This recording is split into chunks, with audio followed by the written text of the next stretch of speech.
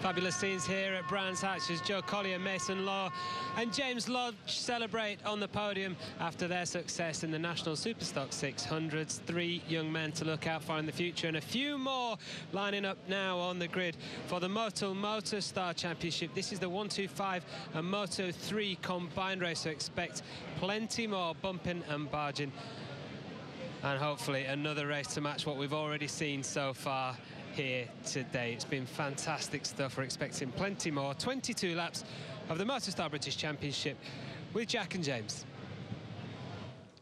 Joe Irving, number 66, on pole position, but alongside him, just check out number 76, Ryan Saxelby. He's about 38 years old now. He's been tuning some winning machinery over the last couple of seasons, and for some inexplicable reason, he can't resist having another go himself, and apparently he's trained himself down to a super fit, trim young lad again, James. Yeah, Ryan, I train with Ryan all the time. I said train, I'm not training no more, but he has been doing over the last 6 months. He decided that because he didn't have anybody who wanted to run his 125 machine, his 2-stroke, he runs also a Moto 3 bike as well, a 4-stroke, that he'd have a go himself. He's lost a lot of weight, he's down to about 9 stone, looks ill, but he's certainly fit enough, and he's put it on 2nd place on the grid, and I can't believe it, and good luck to the lad, he's loving it.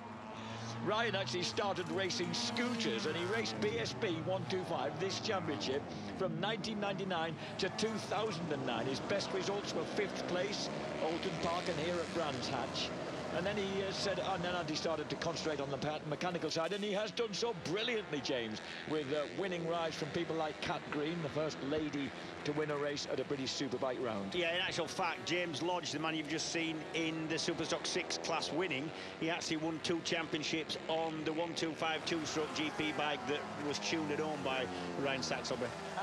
And Andy Reid, he's actually on Andy Reid's bike from last year. The bike that Andy Reid was winning on last year and creating his reputation on was the Ryan Saxelby bike that Ryan is now on here. Yeah, I love the description of him as being looking rather ill, having trained so hard.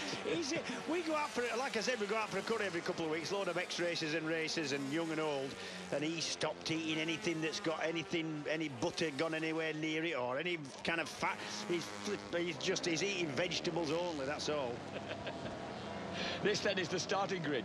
The aforementioned Ryan Saxelby second on the grid to Moto 3's Joe Irving, third in the championship last year, with Ed Rendell completing the front row of the grid on his 125 Honda. Second row of the grid, Jason Uribe, the young American, on Moto 3 alongside Jordan Weaving and Charlie Nesbitt. Weaving's bike is enough to perforate your eardrums.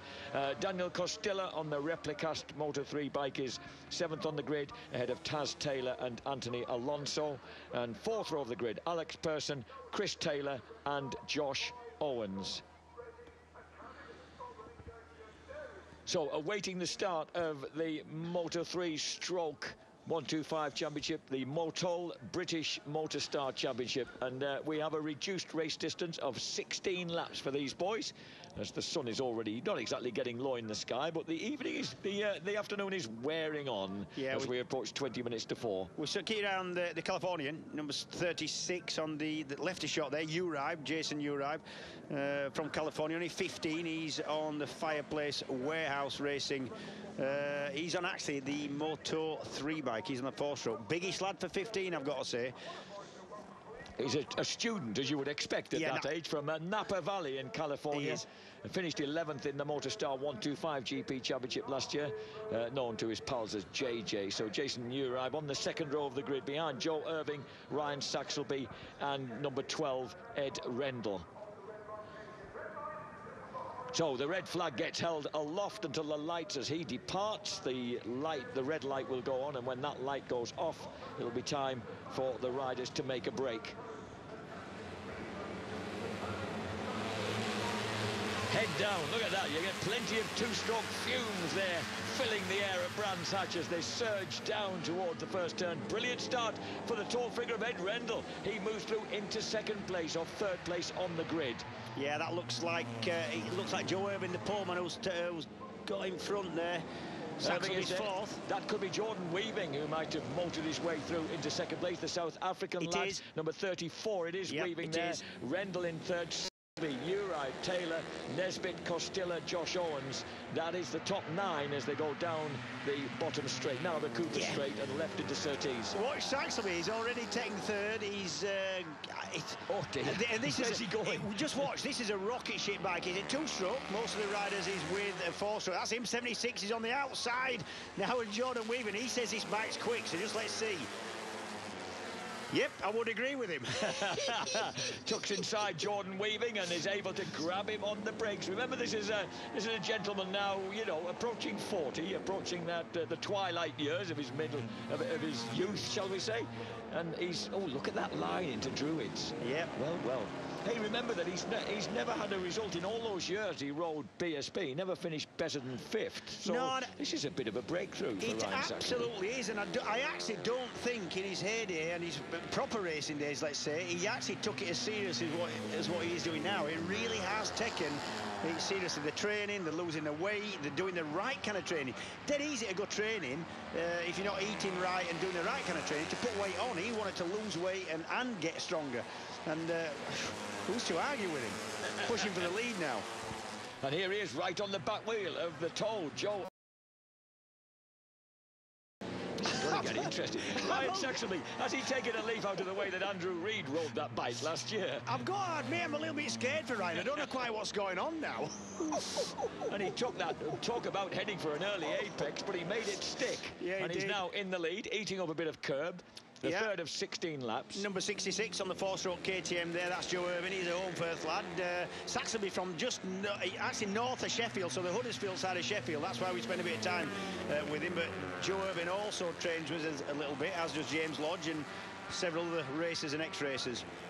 So Joe Irving is on the red line KTM that was campaigned by previously by Taz McKenzie, and he's just in behind Ryan Saxelby as they come back onto the start and finish straight.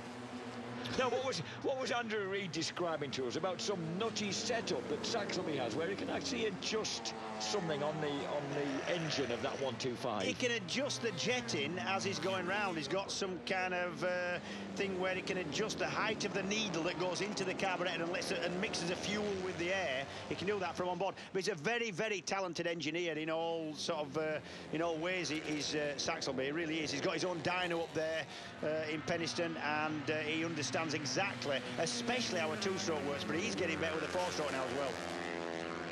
He's set the fastest lap, 50.638. At the moment, though, he's got some pretty hot company because Joe Irving, whose confidence increased throughout the second half of last season, is sitting right there in his slipstream on the red line. KTM, the thundering 254-stroke, comes up alongside Ryan Saxelby and grabs the lead back as they drop into Paddock Hill.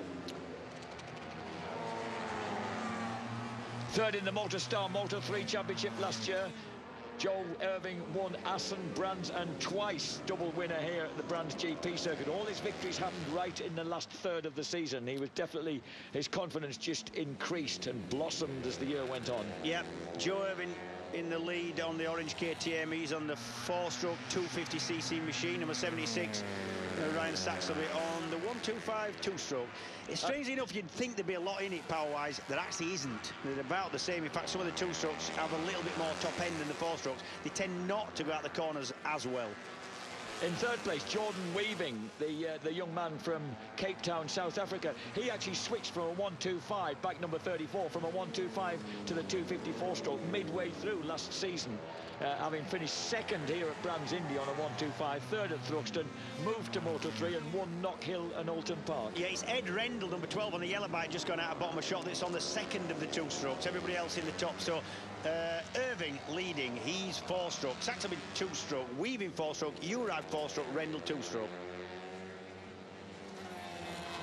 This is the battle for 7th place with Bradley Ray. Little Bradley Ray is in there, number 28, who's had some quite a bit of success in the Red Bull Rookies Championship. Not as little as he was, Jack, isn't Brad Ray? Oh, isn't he? He's growing up a bit. They tend to do when they're that age, you know. They do. It takes you by surprise, doesn't it? And you don't always recognise them as a result of that. As they come howling down the straight now, and a clear lead of some 1.04 seconds for Joe Irving ahead of Ryan Saxelby. There's number 6, Taz Taylor, trying to find a way past Bradley Ray. Bradley Ray is ahead of him there. It's the number 86 bike of Nesbitt that he's nibbling at, and he's getting through, I think. Number 6 there.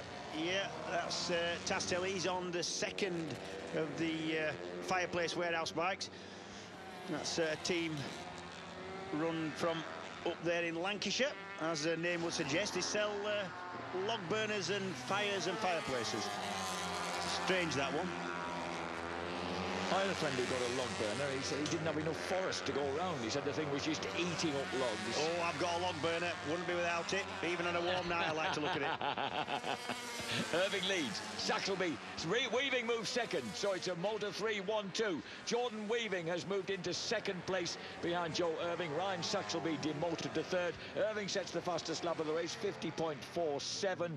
And once again proving that the track is not running as fast here as it did in 2013.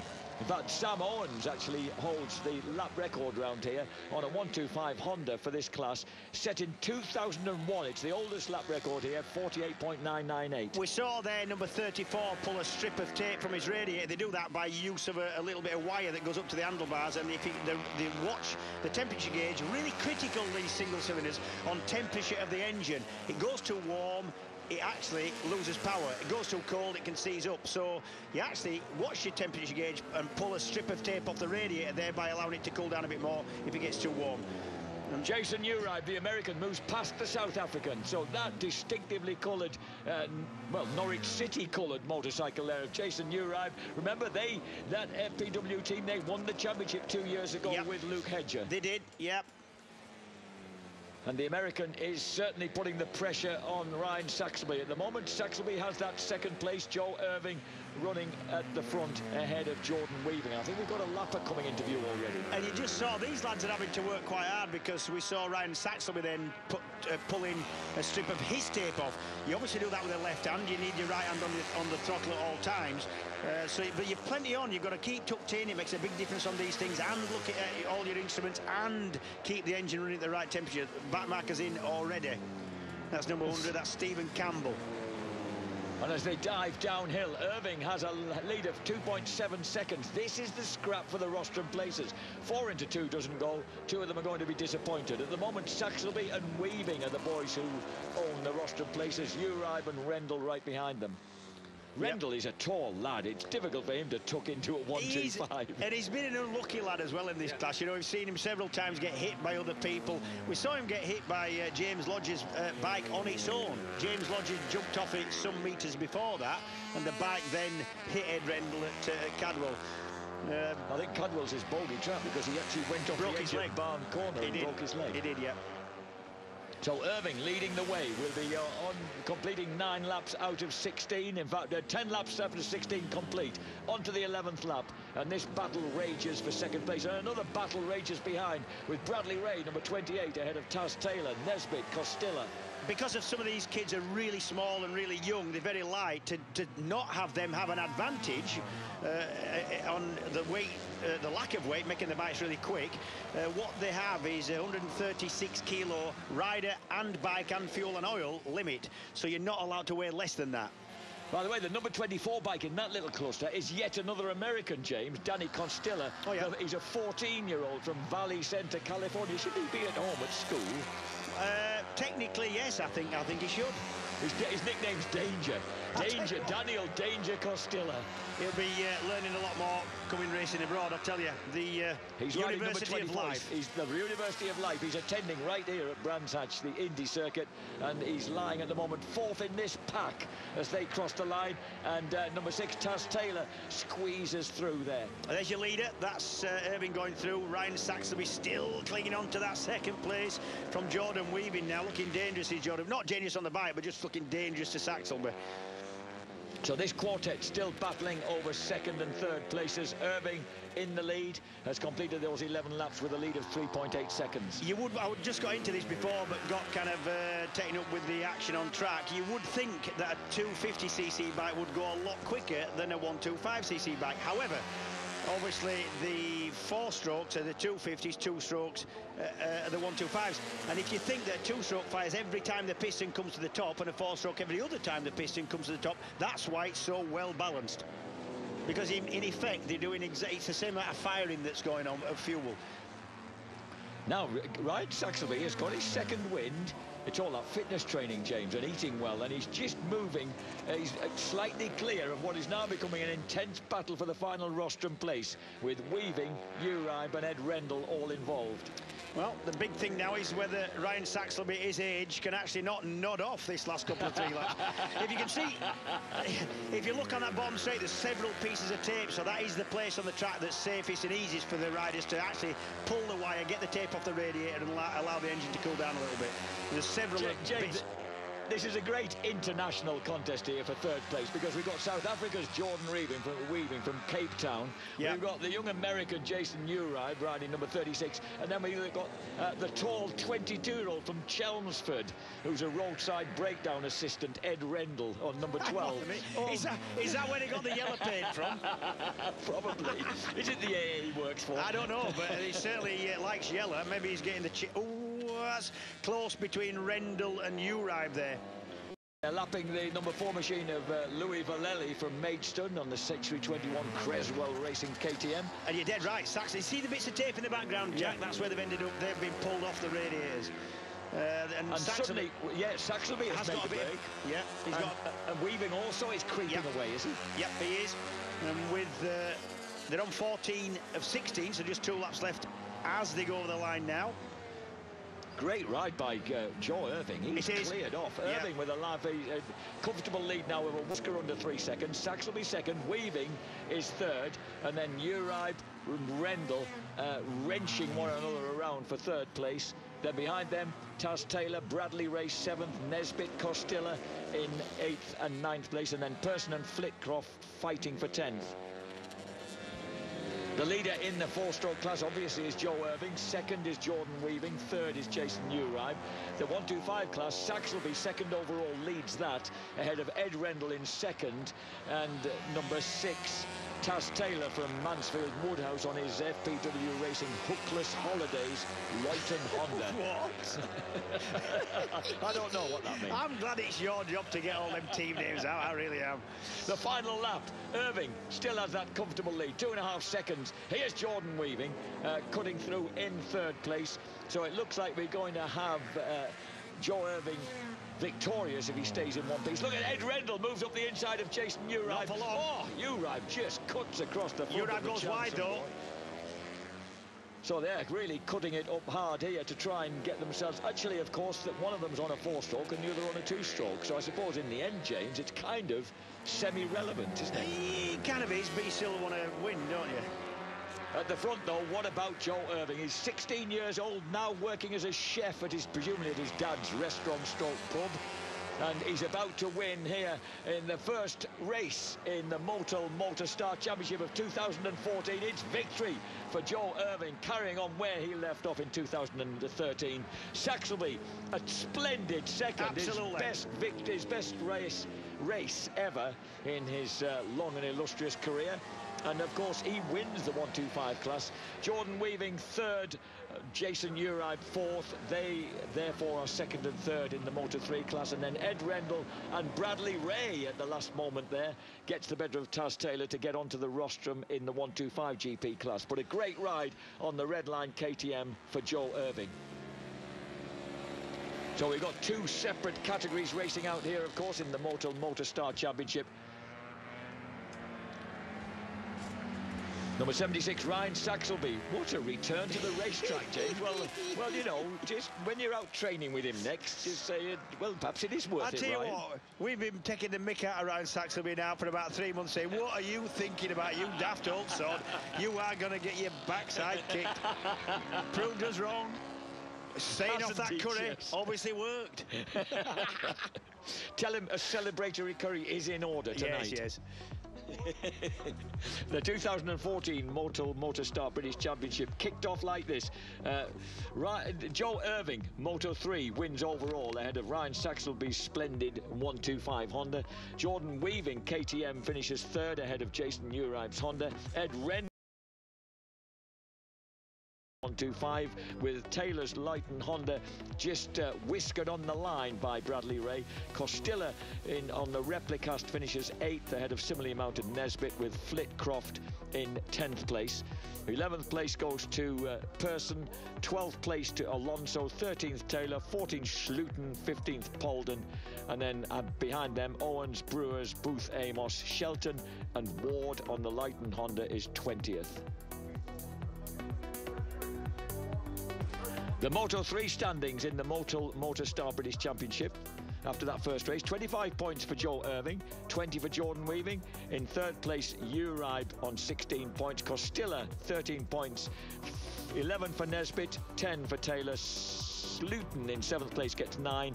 Polden in 8th place gets 8 points ahead of Brewers and Booth Amos